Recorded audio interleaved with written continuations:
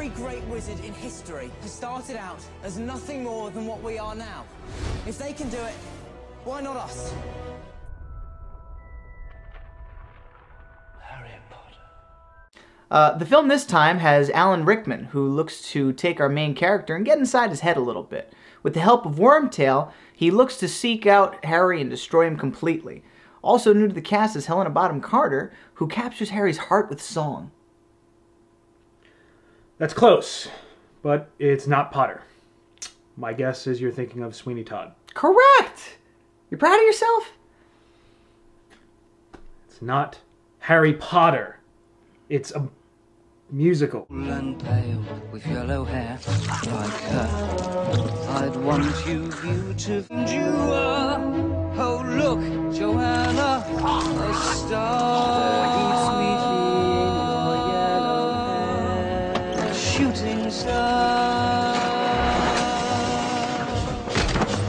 Moving on. Now I hear this movie was based off a book or something. That's right! The 5th book in the series, which is the longest book in the series. However, this is the shortest film. Now I know what you're thinking. I can't read. What a shame. Now this is a gift and a curse. You see, the book takes 200 pages just to get to the damn school. David Yates did a great job trimming the fat, and taking out a lot of Harry's anger, because the book was written mostly in caps lock. Unfortunately, this film does turn out to be a bit rushed. I disagree. I'm actually happy they cut out what they did. Shout out to my man David Yates and his team for cutting out the fat. At least this didn't turn into another Chamber of Secrets. I mean, what was the point of sending us in there? Exactly, Ron. Now this film carries a strong political message with the presence of Dolores Umbridge, who intervenes at Hogwarts on the behest of the Ministry of Magic. Yeah, this actually reflects a modern-day political problem with state and federal governments playing a bigger role in public education, ruining it from the inside, actually, by emphasizing student standardized test scores more than student growth and achievement. Where did that come from? Ugh, I just blacked out. What happened? Don't worry about it. David Yates immerses the audience in the world of Harry Potter by taking away the whimsical and using a more guerrilla style of filmmaking. Look, this film is just plain out darker. More people die, and that's always good for the series.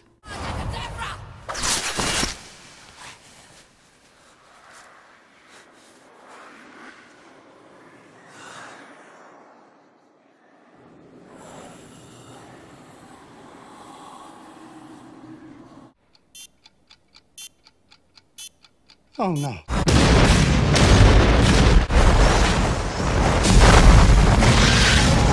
You know, I'm really glad Helena Bonham Carter got what she deserved in this one. Wait, what? You know, the whole fireplace thing.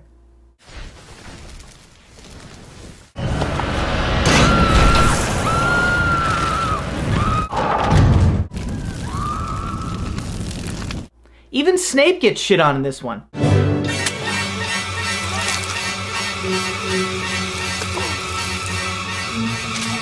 Snape doesn't die by getting his throat cut.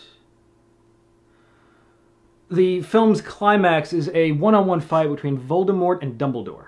No one really comes out on top, because this is all just a plan for Voldemort to give Harry the John Edwards treatment. No one dies! Well, what about, I don't know, everyone that dies?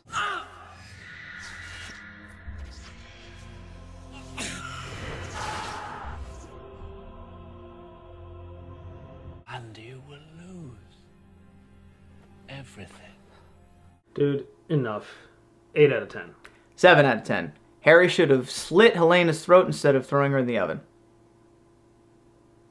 What? I will have vengeance. You'll see. These girls, they're gonna kill me, Harry.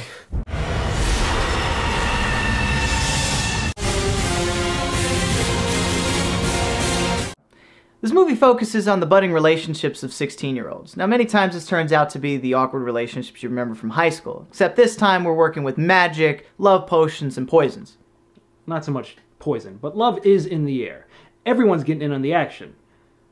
But, you know, Voldemort. And you will lose everything. This could be another typical teen movie if it weren't for the earth-shattering cockblocks. Like this one, for example. She's only interested in you because she thinks you're the chosen one. But I am the chosen one. Okay, sorry. Jesus, leave this poor kid alone. He could have been spitting some game, but instead now he's got to be introduced to some cheap IKEA furniture played by Jim Broadbent. Jim Broadbent plays Slughorn, the new potions master, who takes Harry under his wing. Slughorn provides a story with new potions such as Liquid Luck. Liquid Luck fills the user with a sense of euphoria and gives them all the luck they could need. Now, this is a lot more familiar than you might think. In fact, I happen to have a list of people who have taken Liquid Luck in real life. Barry Bonds, Sammy Sosa, Alex Rodriguez, and Rick James. Cocaine is a hell of a drug. Besides Coke, Dumbledore and Harry are looking to use Slughorn for his memories. Like a virgin, watched for the very first time.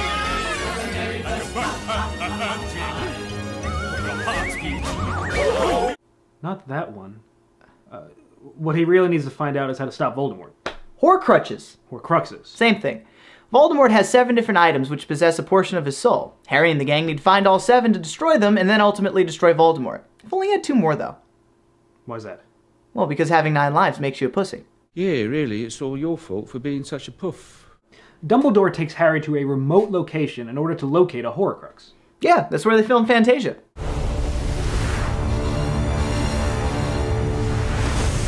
This place has known magic.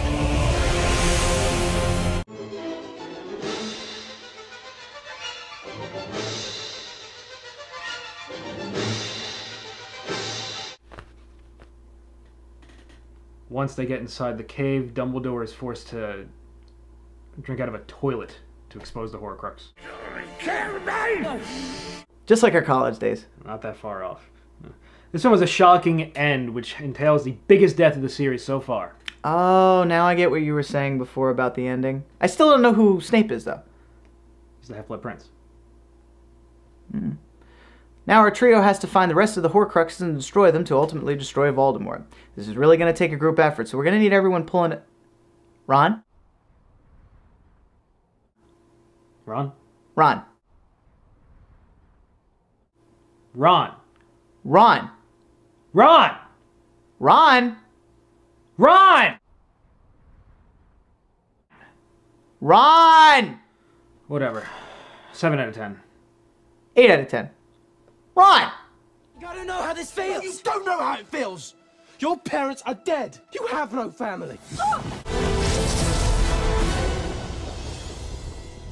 This movie should be renamed into Harry Potter and the long-winded camping scenes. Seriously, if we spend any more time outside, we're going to start calling this guy Bear Grylls. Because the film is split into 2, all the boring camping scenes from the book make it into the film. I'd also like to point out the fact that Harry and his gang get no help from anyone outside their little trio. They're just expected to go around, collect parts of VD's soul, destroy them, and be back in time for supper. Now, the darker tone leads to a more suspenseful and emotional film. But the film also tries to hit a new record for killing as many characters off as possible in a half an hour. Depressing. But at least that pep talk we gave Ron earlier paid off because now he has something to do. Go then!